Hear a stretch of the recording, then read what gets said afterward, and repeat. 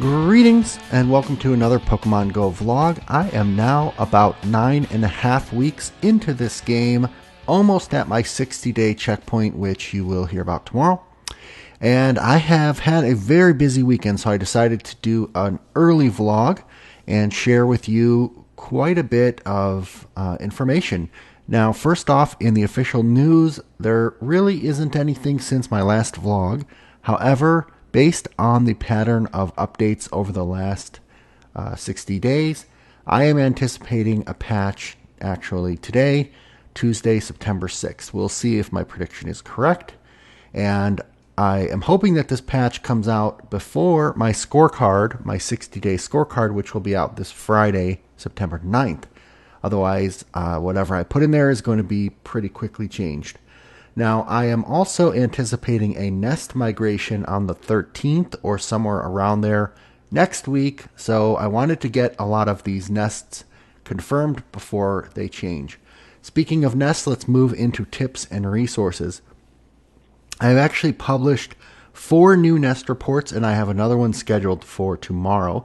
So I published a look at a Ponyta nest in Huntley, Illinois, a fun look at a Vulpix nest with my nephew and son in Crystal Lake, a Diglett nest in Elmhurst that I visited with a cousin of mine and my son. We visited 2 Magnemite nests today with my son and my cousin, one in Wooddale, one in Itasca. And tomorrow I'm going to have a solo report on an Ammonite nest in Naperville. So if you map those out, I have been all over the Chicagoland area looking for Pokemon. I also put out a video. It's a suggestion to Niantic in a way to simplify candy. Instead of having a candy for every Pokemon family, such as Charmander, Charmeleon, Charizard, I'm suggesting that they switch over to sharing candy between Pokemon using their types. So there will only be 18 types of candy total instead of 390 something when all the generations are released. You can watch that video if you're interested in more details. I discovered a new Pokemon this week. Actually, no, not quite, but there is a glitch that I was able to reproduce on my phone and my cousin's phone and my son's phone today.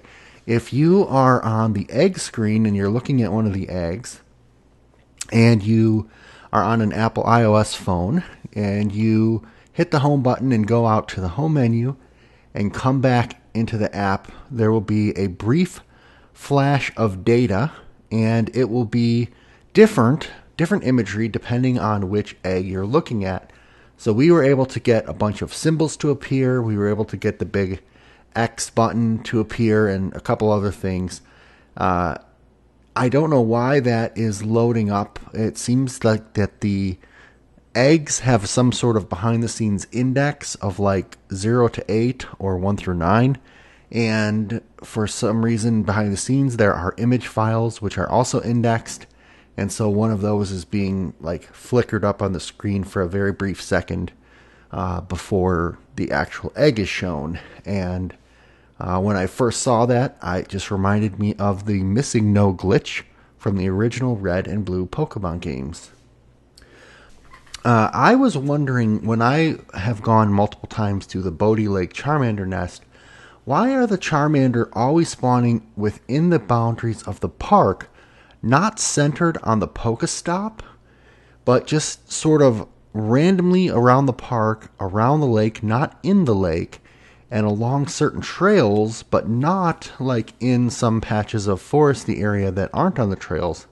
It's a really weird geometrical shape. And it turns out that this shape, where they spawn, identically matches data using OpenStreetMaps.org. And this also occurs at the Addison Apartments, where there is a big Pikachu nest. I was wondering, why do they only spawn in this particular apartment complex when there's other apartments in the neighborhood? There's a whole golf course. And basically, you can look at OpenStreetMaps, you can turn on the data layer, and you can click on various areas and look at the land use attribute. And if it is a recreational use like a park or a forest or whatever, that is a boundary area in which Pokemon can spawn. Now, I bring up the Edison Apartments because that is a residential area. So by this logic, spawn points should not be occurring there, but for some reason they are. And I think what happened was back in 2012 or 13, that land use data was incorrect and was only recently changed for the apartment complex. I think it was previously just part of the golf course. So in any case, if you go to OpenStreetMaps and you go to the Ingress Intel map and you look at where certain data is, it will help you to better understand why the Pokemon are spawning there. Now, I have not found a really good way to use this data to predict where nests are going to be or spawns other than near Pokestops. But I think it was really cool to see these correlations and kind of back into how Niantic built Pokemon Go from the data they had available at the time. It's actually quite brilliant. All right, so this week I have made a lot of progress on my Pokedex, which I'll talk about in a minute. And one of the things that I'm most proud of was hatching a Growlithe from an egg, which allowed me to evolve into an Arcanine, crossing him off my Pokedex list. And I spent a lot of time passing through the Otter Creek Clefairy Nest, trying to find various random and stage 1 rare Pokemon. So I was able to actually make quite a bit of progress on candy that I needed to evolve various Pokemon. Let's take a look at my forecast for what is left before we look at anything else. So as of right now, of the obtainable Pokemon, there are only 15 left that I need to get.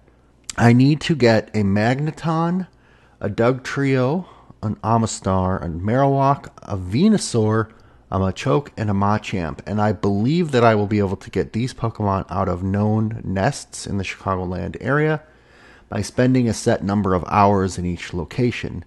The Machoke and Machamp are not ones I'm looking forward to. Alakazam, Golem, Weezing, and Muck. I have seen those Pokemon in the wild.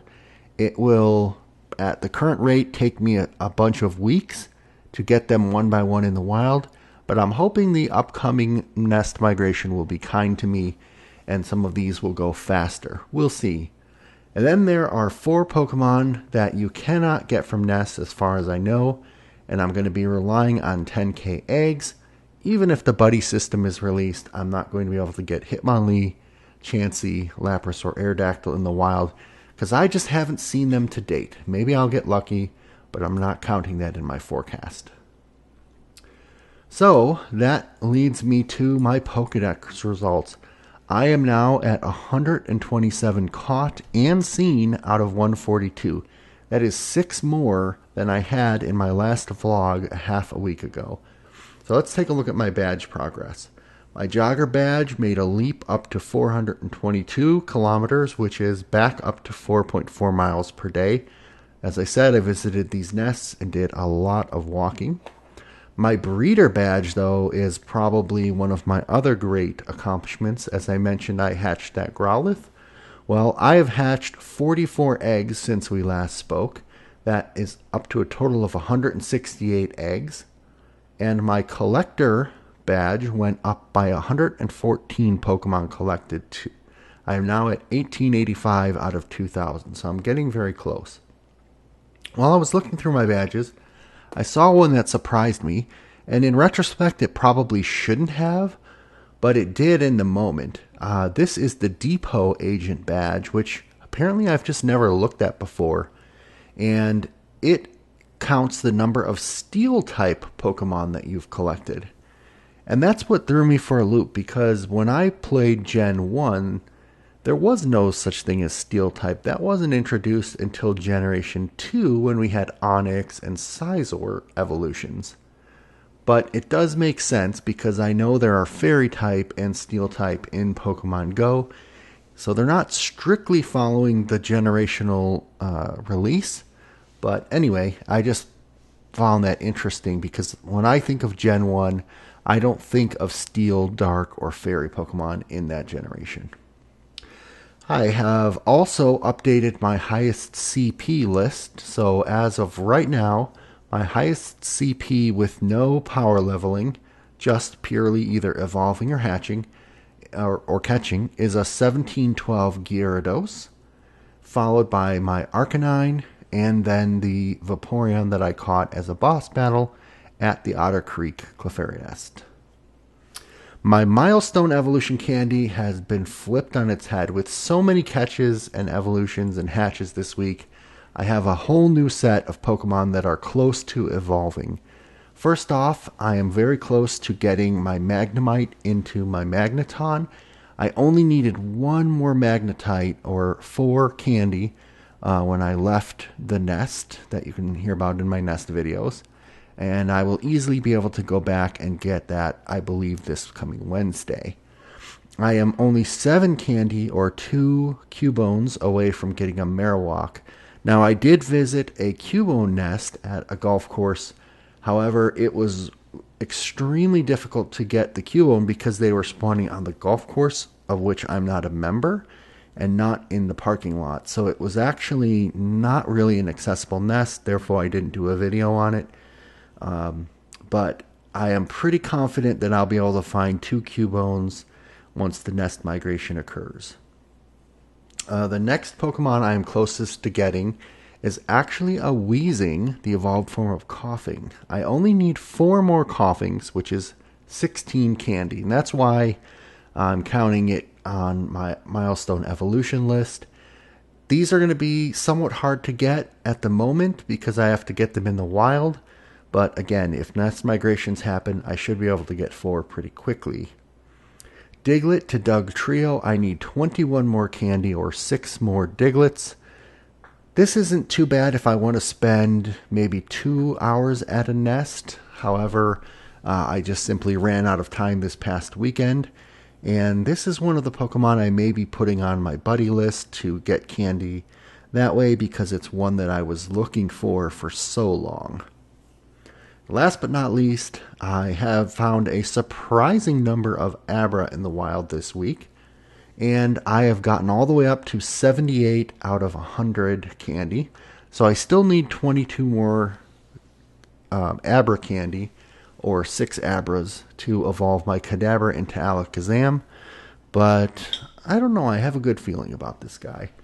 So I dumped a lot of information on you, but I felt like I had too much to wait another half a week to do a week 10 vlog, so here you go. Hope you enjoyed it. I am making a lot of progress, and I hope you are having fun in Pokemon Go as well. Please feel free to comment and let me know what great catches you've made, what funny things have happened while you're catching Pokemon, what has gotten away, etc. And good luck.